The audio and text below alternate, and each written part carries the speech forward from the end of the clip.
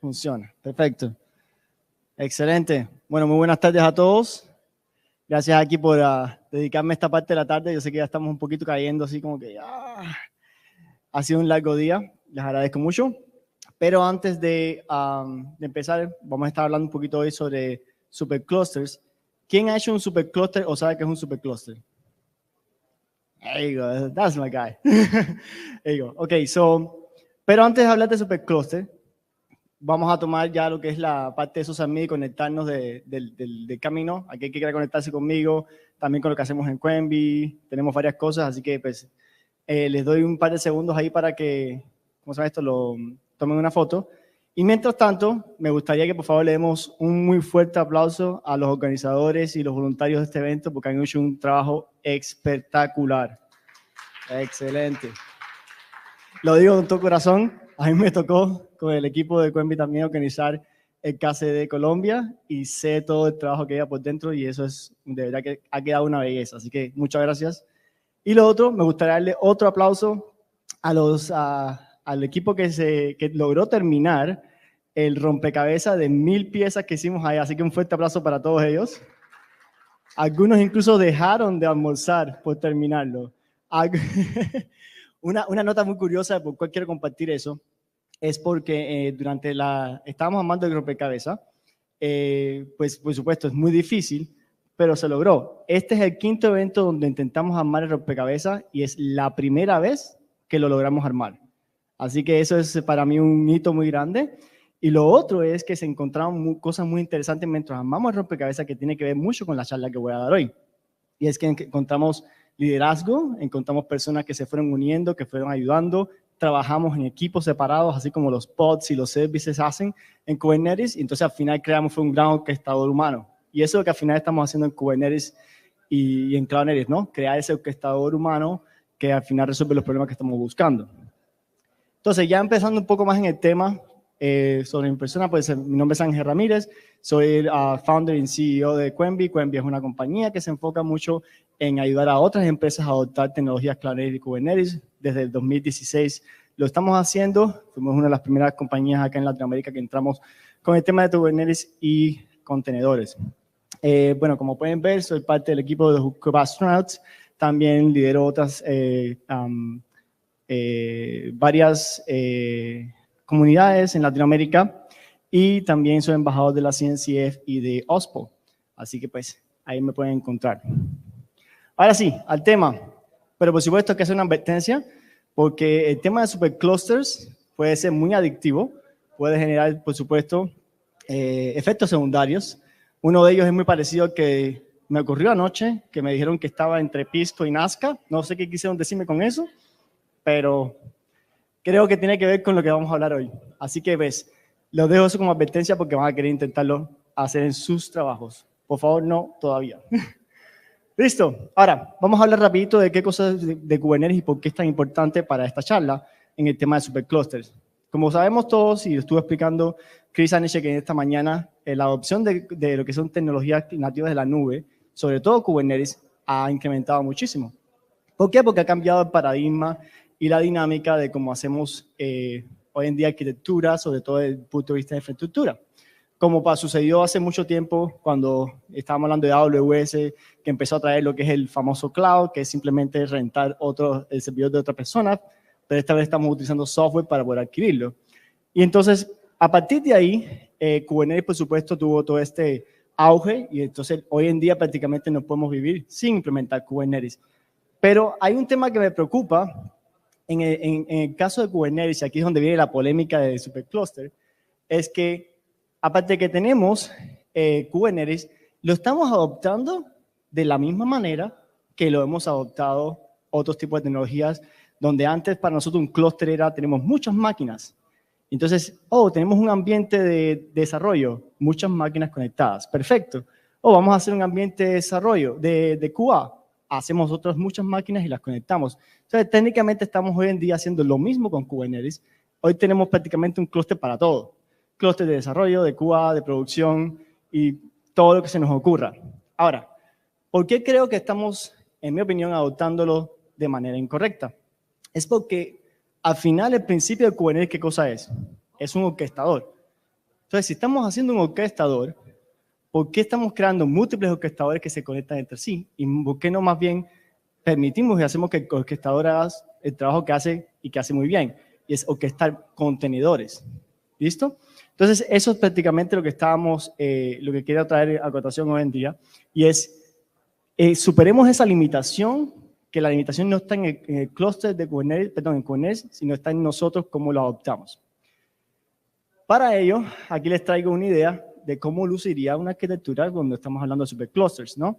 Tenemos una superinfraestructura que a su vez tiene muchísimos otros componentes que estamos orquestando por sí. Tomémonos un segundo acá y entendamos qué estamos tratando de hacer aquí. Cuando estamos hablando de ambientes o de, digamos, diferentes tipos de espacios, lo podemos hacer a través del espacio de nombre. Y estoy seguro que muchos me dirán, bueno, Ángel, si hacemos un namespace para producción, uno para desarrollo y uno para Cuba, todo en el mismo clúster, ¿dónde está la seguridad? Porque entre ellos se pueden ver.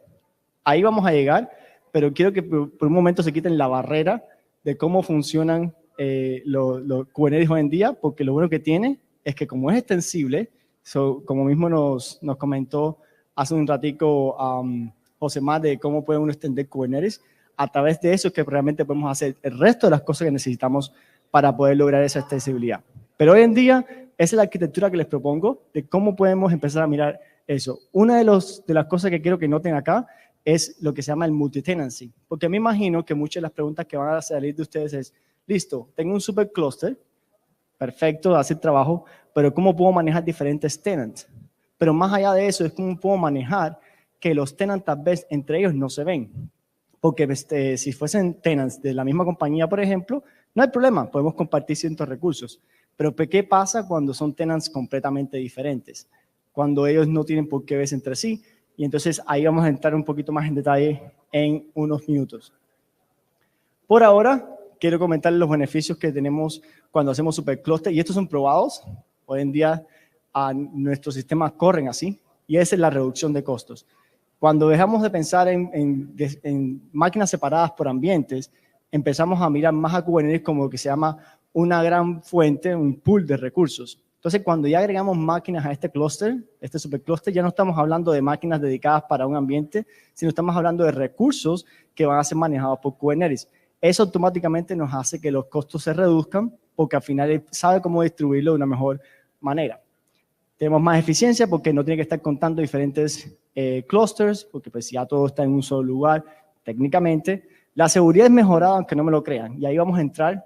¿Por qué? Porque de cierta manera cuando tenemos un supercluster podemos manejar las políticas y las reglas en un solo lugar, es un poquito más centralizado. Mientras que cuando estamos con diferentes clusters, vamos a entrar en el tema de sincronización de políticas, y ese es un tema completamente diferente. Y la parte de la escalabilidad optimizada y gobernanza simplificada, pues la gobernanza es muy fácil. Tenemos un punto de entrada inicial por el cual después podemos manejar diferentes ambientes. Después podemos entrar en temas de clúster dentro del clúster, pero por ahora lo podemos dejar así. Y la escalabilidad pues es muy fácil, porque cuando estamos escalando no tenemos que esperar a que tengamos una máquina más, como digamos, como funciona AWS. AWS pues un autoscaler group, entonces cuando lo activamos, él va a decir, listo, necesitamos un servidor para poder escalar, después escalamos hacia abajo. Mientras que aquí la escalabilidad ya es basada en la infraestructura como tal. Entonces, cuando tú quieres escalar realmente, escalas la infraestructura, que es mucho más controlada, mucho más fácil de llevar, y más bien entonces Kubernetes escala a través de contenedores, que es mucho más rápido. Cuando uno mira la línea del tiempo, y a aquellos que no sé cuántos han tenido que lidiar con tráficos muy altos, así como que de manera muy no controlada, como es un e-commerce, que puede tener un spike rapidísimo, muy alto, durante unos minutos o unas horas y después caer. Eso si lo hacemos con máquinas virtuales o con máquinas, como quieras llamarlo, va a tomar un tiempo en suplir ese tráfico, mientras que cuando lo hacemos con contenedores, como son en segundos, lo podemos manejar mucho más fácil. Por eso es que la escalabilidad es mucho más optimizada. Listo. Ahora, ¿cómo sabemos cuándo utilizar supercluster, cuándo no? ¿Por qué lo hacemos? Porque, pues, por supuesto, no todo es belleza, ¿no? No todo es chévere. Uno de los temas principales de cuándo utilizar el supercluster, un segundo, listo, es, por ejemplo, cuando uno tiene, por supuesto, la capacidad de administrarlo. Yo creo que ese sería el tema más difícil de tener en cuenta, porque cuando uno entra en temas de supercluster, ya estás hablando que estás administrando muchísimos recursos, tenants, y tienes que saber cómo lo vas a optimizar, ¿no? Para mí ese sería como el cuándo realmente analizar cuando un supercluster viene siendo una buena idea o no. Si, por ejemplo, tu equipo no está preparado para ello, que fue la primera advertencia que dije, tal vez no es lo mejor para empezar, pero si ya tienes como un cierto control de lo que es, sabes cómo administrar clústeres y eso a gran escala, un superclúster te va a hacer mucho más sentido. Listo, aquí es donde tenemos los componentes claves, por los cuales ya podemos entrar más en detalle cuando un superclúster le va a ayudar más. Listo, todo lo que tiene con una capa de gestión. Ese es el control de plano que les mostré en la primera slide, porque si no tienes un controlador que te permita de cierta manera lidiar con todos los recursos, cómo los vas a manejar, cómo los vas a hacer más eficientes, cuál es el punto de entrada, sobre todo desde el punto de vista de políticas. Ese es uno de los puntos más claves para la parte de supercluster. Lo otro es la capa de red. ¿Cuántos tienen experiencia de networking acá de redes? Interesante. Listo. Ese es uno de los temas más puntuales en cuando uno está trabajando con superclusters. Por ejemplo, les voy a dar un ejemplo de cómo lo hacemos hoy en día. Hoy en día nuestros clusters están divididos están trabajando en Equinix principalmente. Equinix es un sistema, una gama de centros de datos que están distribuidos prácticamente en son 280 y algo centros de datos que existen en más de 28 regiones. Entonces, ¿por qué la capa de red es tan importante? Porque cuando nosotros escalamos de forma completamente horizontal y lo hacemos con 100% propósito. El superclúster para nosotros no significa que tenga un clúster en una región o en otra. Es un clúster. Técnicamente yo tengo que poder conectar todos mis nodos, independientemente si está uno en China o si está en Brasil o si está en Chile, da igual. Los tengo que conectar como si estuviesen uno al lado del otro. Y ahí es donde viene el tema de redes a impactar. ¿Cómo vas a crear ese tipo de conectividad de forma más eficiente? ¿Cómo vas a evitar de que pues hayan paquetes muy altos? Pero me voy incluso un nivel más bajo, que voy a entrar en detalles luego.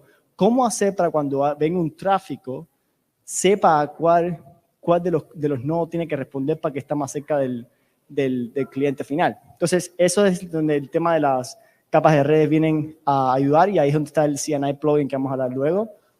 Por supuesto, la capa de tenant de cluster. Aquí pues hay muchos productos que se pueden utilizar de la CNCF que son open source. Aquí es donde viene el tema donde, bueno, listo, si tienes un sistema de multitenant y es para un mismo grupo, una misma compañía, tal vez no tienes que entrar en el tema de cluster dentro de cluster, lo puedes resolver como va.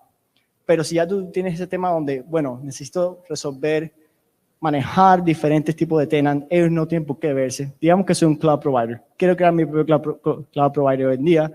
Ese va a ser mi primer, digamos, problema que tengo que enfrentar. Ahí es donde pueden utilizar cosas como Kamaji o vCluster, o pueden hacer su propia solución si quieren, donde puedan crear clusters dentro de cluster, pero sigue siendo supercluster porque al final esos clusters están escalando usando contenedores, no máquinas virtuales, a no ser que quieras hacerlo con máquinas virtuales.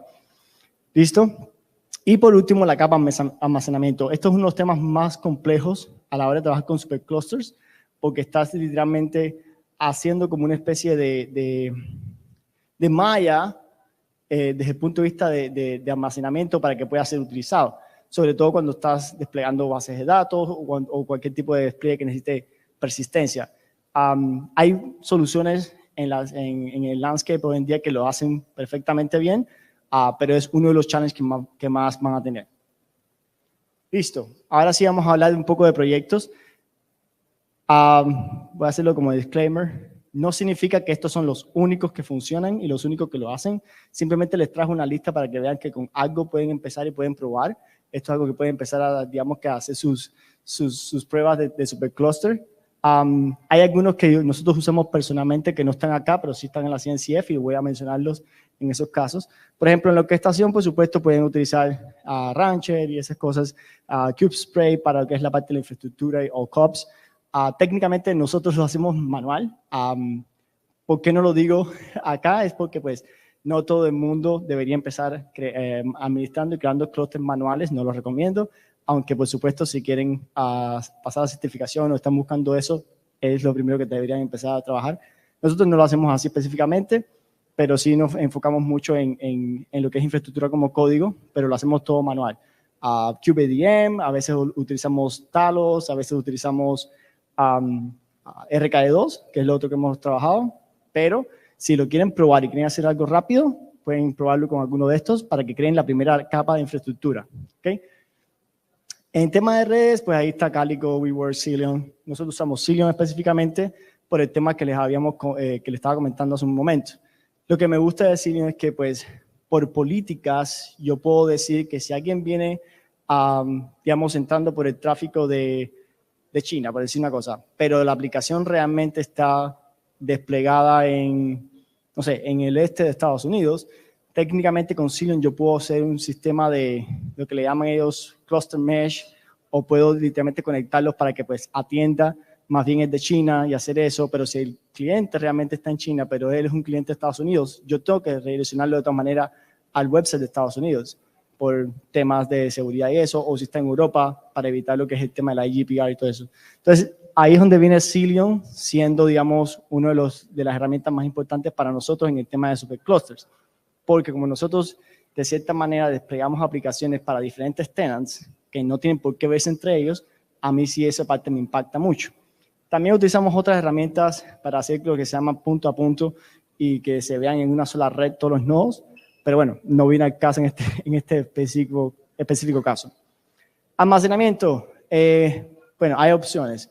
Tienen Rook, que les permite desplegar tanto Ceph como GlusterFS y otros. Pueden hacerlo directamente con Ceph, pueden hacer Pure Storage. Aquí pues, sí, técnicamente Pure Storage no es 100% open source, vamos a decirlo, pero el tema por qué lo puse acá es porque desde el punto de vista de almacenamiento fue el mejor performance que obtuvimos, aunque cuando desplegamos Rook con Ceph funcionó muy bien. También nos funcionó muy bien con OpenEBS y específicamente con MyStore por el tema de la replicación. Entonces, pues ahí les dejo como esos datos para que lo tengan en cuenta. Monitoreo, muy, muy importante. Tienen Prometheus, Grafana, creo que ese es el ABC de monitoreo y de login. También usamos FluentBit. De hecho, empezamos con FluentD y después lo cambiamos para FluentBit y tuvimos un rendimiento mucho más grande y más interesante. Y usamos FluentBit, lo conectamos con Prometheus, Grafana. También usamos Elastic para lo que es persistencia y eso. Y por último, el tema de seguridad. Esto simplemente son notas. Hay mucho más que hacer. Por ejemplo, Cilium entra muy bueno en el tema de seguridad. Una de las cosas que estaba comentándole a mis compañeros es que cuando levantamos un ambiente, que es un namespace, automáticamente hacemos con Cilium una serie de reglas de pod para no permitir tráfico de que un namespace se pueda hablar con otro y viceversa, y que tenga ciertos tipos de seguridad o aislamientos desde el punto de vista de tenant. Usamos toda la suite de Aqua, muy chévere, nos da muy buena perspectiva. Y pues también Falco, que lo usamos bastante en el tema de las reglas y eso. Y bueno, hay mucho más que se puede incluir acá. Pues repito, esto es como una lista para que puedan utilizar como una especie de test, pero digamos que eso sería un buen empezar. Ahora, ¿qué pasa con el tema de multitenant? Estaba comentando hace un momento, importante lo que es el aislamiento de la red.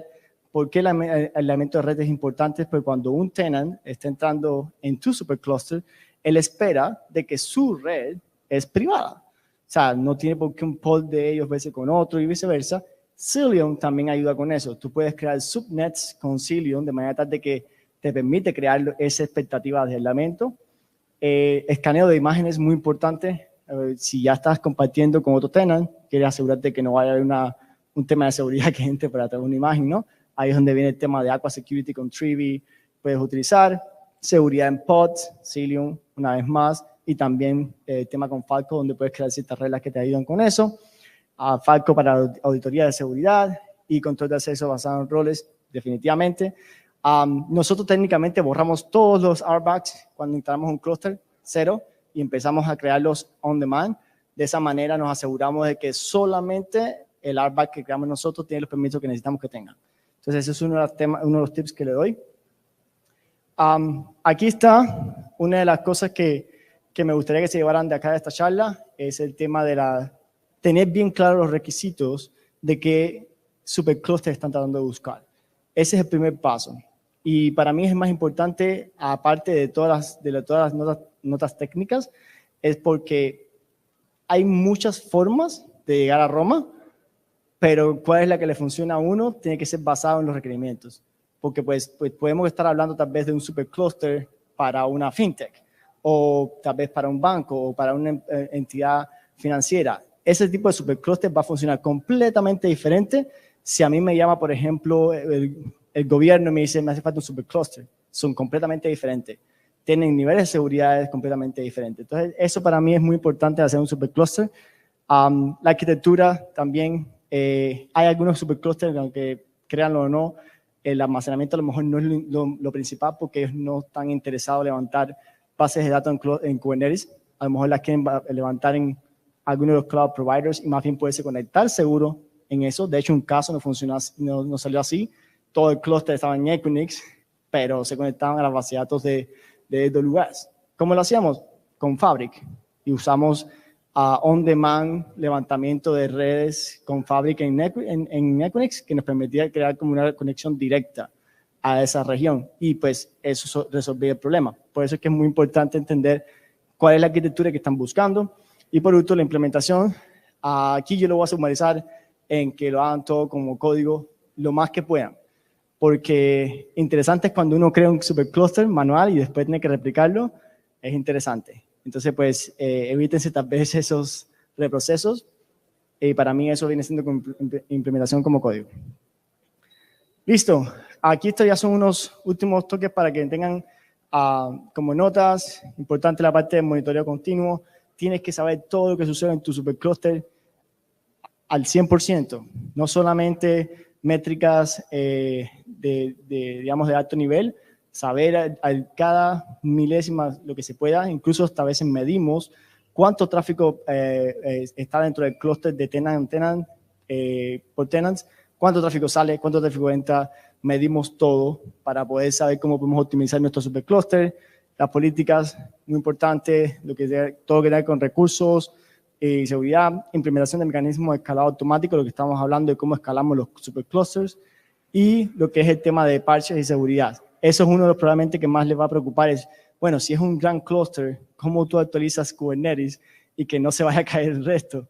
Hay formas de hacerlo, de hecho, en cluster que utilizamos RKD2, RKD2 tiene muy buena actualización y upgrades automáticos, sale muy bien. Pero la idea principal aquí es que independientemente de la herramienta que uses, siempre puedes hacer replace. Es la forma más sana, simple y la menos engorrosa de actualizar y hacer upgrades de Kubernetes que puedas hacer replace. Así que la herramienta que uses, QDADM, RKD2, Talos, la que quieras, tiene que soportar ese tipo de upgrades. Aquí les dejo también otras herramientas que estábamos hablando. Digamos que eso es como un poquito más desde el punto de vista de monitoreo, como lo pueden mirar también. Ahí estábamos hablando de Elasticsearch, Logstash, Kibana. Ese puede ser un muy buen stack para empezar y después pueden ir introduciendo algunos a su estilo. Jagged para prácticamente tener la trazabilidad de todo. Ahora, ¿a dónde vamos con esto? ¿Para qué necesito un supercluster? ¿Por qué necesito un supercluster? ¿Cuál es el siguiente paso? Me atrevo a decir, no trabajo ahí así que no puedo ponerle estampa, pero por ejemplo, temas como Fargate, que hace AWS, es un supercluster. Tú lo único que estás obteniendo es un namespace dentro de ese supercluster. Lo que pasa es que está muy bien preparado de forma tal de que cuando tú entras a ese namespace, tú solamente tienes acceso a eso y a más nada y todo lo que puedes hacer dentro de ese. Muchas de las soluciones también van a ser así. Creo que incluso la de Google también tiene ese mismo estilo. Y es a donde vamos técnicamente con el tema de, vamos a llamarlo serverless Kubernetes, donde puedes tener ese tipo de servicios. Es ese principio de un supercluster, ¿no? También tenemos el tema de Service Mesh. No lo digo con Service Mesh desde el punto de vista 100% como Istio Linkerd, aunque ahí lo tengo puesto, pero lo digo más como el tema de cómo puedes escalar tus aplicaciones, tal vez estando en una compañía, sin tener que estar manejando muchos clusters y que sea de una forma más dinámica.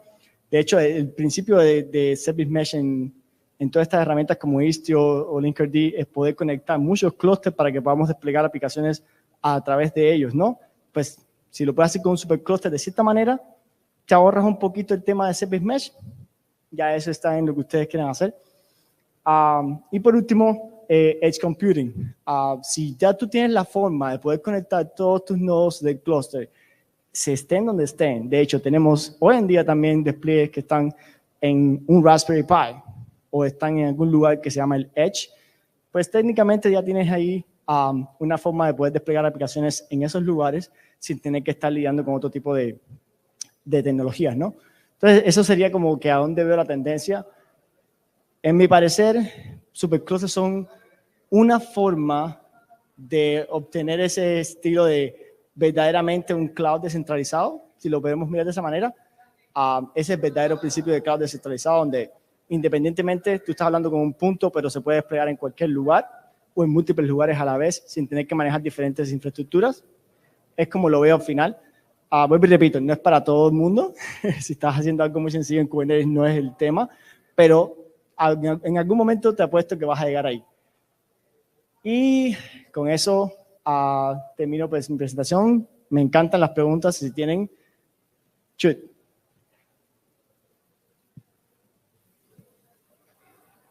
El joven de acá.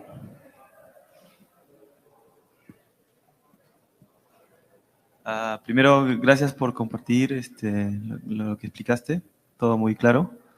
Hay una consulta. ¿Qué herramientas existen ahora para revisar digamos, poder hacer un análisis de los problemas de red dentro del clúster?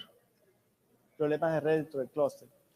Okay. O sea, de repente hay un pod que se puede levantar y que haga como que no sé, red, no sé, una herramienta que en ese sentido. Bueno, hay varias cosas ahí, ¿no? Pero si te puedo decir que usamos nosotros específicamente, a Tetragon de Cilium. Hace un muy buen análisis, nos da toda la información realmente que necesitamos. Eso es a nivel de clúster, tal vez como para darte una idea, pero fuera del nivel de clúster, pues hay muchísimas herramientas que puedo utilizar open source, ¿no? De hecho, nosotros usamos una que se llama, es open source de cierta manera, es Netris, que nos ayuda a crear lo que llamamos el múltiple redes estilo VPC, como mismo si lo tuvieses en AWS, en Google o en Azure, funciona de la misma manera y tiene un muy buen analizador. Ahora, esto va a sonar contraproducente, pero no confíes en nada, siempre valida tú. Así, por ejemplo, Tetragon, Hubble, Decilio me da información como la necesito. Así Netris me da la información que necesito. Siempre trata de coleccionar toda esa información y traerla a tu propia data y tal vez aplícale un poco de tu propio, no sé, analítica. Si tienes alguien, un equipo de ciencia de datos que lo revise, que te mire, que te dé también su opinión. Porque siempre recomiendo que tengas, como decir, tus propios fundamentos, es porque pues esas herramientas al final están haciendo cosas que son de cierta manera genéricas, pero a lo mejor tu necesidad es completamente diferente, ¿no? No sé cómo está tu red, pero digamos hay redes que solamente permiten conexiones hasta de 1 giga. No es porque sea malo, sino, o pongamos un ejemplo muy clásico. Digamos que tu aplicación requiere APNs, que son redes celulares que tienen que conectarse porque hay un punto que es remoto. Eso es muy específico, ¿no? Entonces va a ser muy difícil de que esa herramienta te den toda la información que necesitas, así las puedas usar. Entonces ahí es donde yo recomiendo, donde siempre recibe la información, utilízala, pero también coléctala y analiza de tu propio lado para que te dé los indicadores que estás buscando. Porque hay indicadores que son muy particulares. Pero para responder para hacer tu pregunta un poco más directa, usamos Cilium, tenemos Tetragon y nos da toda la información que necesitamos con Hubble también. Y por el lado de lo que es infraestructura, pues con Netris tenemos toda la información que necesitamos. Claro que sí. ¿Goffet tiene una pregunta? ¿Alguna otra pregunta? De lo que sea. A mí me encanta que me hagan preguntas. Oh, no sé qué tiempo tengo. Pasa. Gracias. Hola, buenas tardes. Relacionado con implementación de clústeres de repente multiregión orientado al tema de disaster recovery, ¿cuál sería como que las mejores prácticas o la recomendación en ese aspecto? Partemos por el principio de qué realmente es disaster recovery. Disaster recovery es poder tener, bueno, hay varios principios. Uno es que tu información, la que tengas, te pueda recuperar en un tiempo que llaman el RTO, en un RTT, un RTO, ¿cuál es el objetivo? ¿Cuánta data estar disponible a perder? ¿En cuánto tiempo? Ahora, si yo te dijera que aplicando el sistema de superclusters, tu disaster recovery está embebido, tal vez dijera, Ángel, por favor, es difícil, pero técnicamente lo puedes tener embebido, porque eso es lo que pasaría con cloud descentralizado. Vamos a traer el tema, por ejemplo, un ejemplo de blockchain. Cuando estamos hablando de blockchain, ellos no tienen lo que se llama el disaster recovery embebido. ¿Por qué? Porque como son todos los nodos descentralizados y todos tienen el mismo estado y se sincronizan entre ellos, técnicamente se cae un nodo o muchos nodos, no pasa nada. Entonces, eso sería como para mí realmente el principio de disaster recovery. No es que estoy, digamos, de cierta manera challenging el status quo, pero si uno aplica un sistema, un supercluster correctamente, y cuando me refiero correctamente, por ejemplo, mi control plane no están todos en una región, están todos en diferentes regiones. O sea, no hay un servidor repetido en una región. Lo mismo pasa con los workers nodes. Y ese sería a nivel de infraestructura mi sugerencia. Ahora, hacer un sistema de disaster recovery a ese nivel sí es muy costoso, porque imagínate replicar esa misma infraestructura en otra tal vez cuenta, vamos a decir que tenemos 2 cuentas, eso es muy costoso. Pero desde el punto de vista de disaster recovery no lo vas a necesitar. Sí tienes que tener entonces disaster recovery en otros niveles. Por ejemplo, el LCD, asegurarte de que siempre el LCD esté en quórum. Ese sería como tal vez el problema más grave ahí. Asegurarte que pues no se vaya a desfasar el LCD porque si no pierdes toda la información. Pero si eso sucediera, ¿cómo lo harías? Bueno, técnicamente, pues Velero es una muy buena opción para mantener siempre tu sistema de recovery y pues cualquier cosa que suceda lo puedes, digamos, traer de manera más rápida. Para mí el sistema de recovery también tiene que ver a nivel de aplicaciones. Si yo despliego una aplicación en ese supercluster, ¿cómo más seguro de que la aplicación siempre va a estar disponible y que pues si algo pasa, no la pierda? Vuelvo y repito, ahí es donde está el tema de por qué los worker nodes los mantengo siempre en diferentes regiones. Puedo tener varios en una región, pero siempre tengo que tener 2 o 3 regiones más, al menos es mi regla, para que yo no tenga que preocuparme mucho por el disaster recovery. Y a otro nivel sería, es por eso que siempre me enfoco mucho en infraestructura como código, porque si todo se cae, se cayeron todos, las regiones murieron, ¿cuál va a ser mi RTT? Es qué tanto me demore yo en levantar usando la infraestructura como código en otro centro de datos. Eso serían, como digamos, las 3 vertientes como yo veo disaster recovery.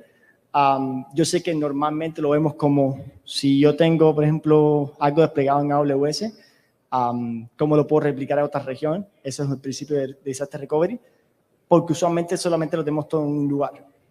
Pero cuando, tal vez debía haberlo dicho, una de las cosas que yo me dedico es hacer técnicas de due diligence para merchant acquisitions. O sea, me llaman para mirar compañías que van a ser adquiridas. Entonces tengo que hacer todos estos análisis. Cuando yo veo compañías que usualmente tienen al menos 2 regiones como tal, el riesgo de disaster recovery baja muchísimo comparado con las que tienen en un solo lugar. Entonces, para mí eso vendría siendo como lo analizo. Primero, tenerlo siempre todo en diferentes regiones para que no tenga que tener un riesgo muy alto. Y 2, pues tiene que tener diferentes niveles. Infraestructura, aplicación, en este caso puede ser storage, por ejemplo. Y 3, bueno, ya como tal el tema de cómo yo lo puedo levantar todo si lo perdí todo. No sé si respondí bien tu pregunta o quedó algo no claro. Sí, nada más. Imagino que en este tema para la parte de conectividad de red, Cilium sería el mejor camino, ¿no? Perdón, pero, para la parte de red, Cilium sería el mejor camino en este tema. Bueno, pues en ese sentido, para la red hay 2. Por eso que mencioné Netrix y Cilium. Cilium me resuelve el tema de lo que es a nivel de aplicaciones o a nivel de clúster. Vamos a hablar de clúster. Mientras que a mí Netrix me resuelve el problema a nivel de infraestructura. O sea, si ¿Cómo dices que se llama? Netris, Netris. Y tienen una parte open source, lo pueden descargar y probarlo, es muy chévere. Pero me da esa seguridad a nivel de red de infraestructura. O sea, como le decimos, lo que es realmente infraestructura física. Okay, gracias. Claro que sí. ¿Alguna otra pregunta? El joven.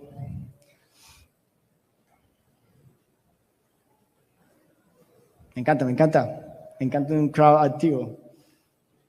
Que me digan, no Ángel, eso no se puede hacer así. Hola, ¿qué tal?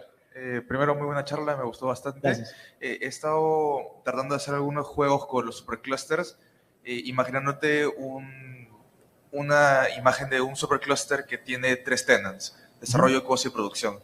Y lo único que quiero hacer, o cómo lo harías tú, una estrategia de sacar features dentro de mi supercluster. Por ejemplo, crear unas nuevas aplicaciones, funcionalidades. Un ejemplo de esto lo vi o me inspiré bastante de SAP BTP, la nueva de SAP que tiene la versión de Kima. Y ellos dentro de eso, SAP Public tienen todo lo que es supercluster y cómo hacen toda la transportación de sus propios servicios, como que es su PaaS, ¿no?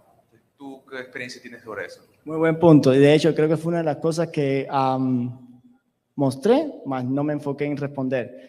¿Qué pasa, por ejemplo, en el tema de Kubernetes? Y voy a usar Kubernetes como ejemplo.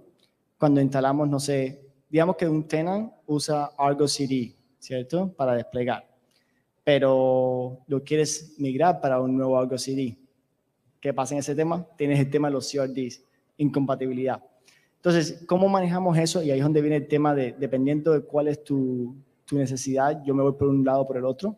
En nuestro caso, nosotros usamos cluster dentro de clusters. Entonces, cuando nosotros hablamos de tenants, para nosotros no es simplemente un namespace. Para nosotros un tenant es un cluster. Dentro de ese otro cluster viene siendo como lo que le llamamos el tenant A con su namespace que puede ser producción. Pero puede que ese mismo tenant tenga otro clúster dentro del principal que a su vez tiene lo que es desarrollo, staging y otros ambientes. ¿Por qué lo hacemos de esa manera? Por el tema de lo que acabas de decir, incompatibilidad. ¿Qué puede pasar si un tenant, por ejemplo, tiene una versión de algo así y otro tenant tiene otro? ¿Cómo lo manejamos? De esa manera. Porque a la vez que ya tienes otro clúster dentro del clúster, ya tienes sus propios CRDs. Entonces, ¿cómo los migramos, por ejemplo? ¿Qué pasaría si el tenant uno quiere una versión nueva de Argo CD? Prácticamente no afecta al otro. Entonces, pues, digamos que eso es lo que hacemos. Lo hacemos como lo que le llamamos el cluster inception.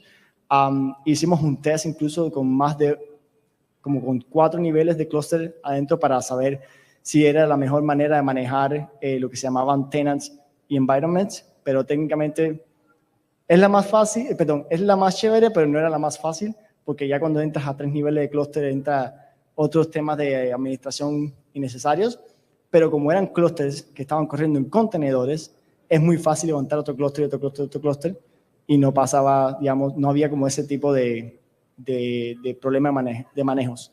Pero para hacer tu pregunta, yo me iría más por ese estilo, donde tienes el clúster, el superclúster, pero entonces en el superclúster manejas tal vez cuentas con clústeres embebidos. Opciones hay muchas. Kamaji, vCluster, lo puedes hacer manual, no tienes que usar ninguna de esas si no quieres. Incluso creo que Cluster API, CAPI, tiene la funcionalidad para hacer eso sin ningún problema. Y con eso aíslas tus tenants. ¿Listo? Perfecto.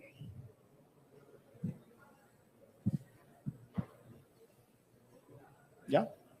¿Alguien más? ¿Alguna pregunta? ¿Listo? Bueno, ahí les doy mi contacto por si quieren conectar conmigo. Mucho gusto y gracias por el tiempo.